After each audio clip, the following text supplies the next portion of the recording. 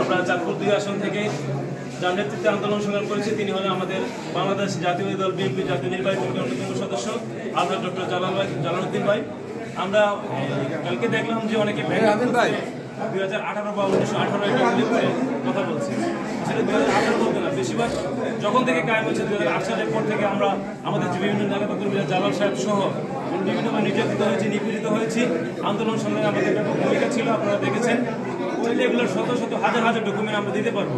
আমরা 2000 যখন খালেদা জিয়াকে মিথ্যা মামলা গ্রেফতার করা হয়েছে তখন থেকে আমরা রাজপথে রেখেছি।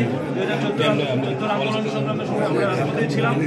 তো যারা এই সমস্ত কথা বলে আমরা তার তীব্র নিন্দা প্রতিবাদ জানাই।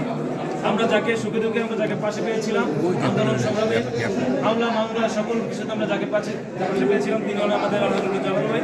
অতএব তাকে দল যাচাই বাছাই করে চূড়ান্ত যাচাই বাছাই করার পরেই মনোনীত করেছে তার শরীর প্রতীক হিসেবে আলহামদুলিল্লাহ জালাল ভাইকে।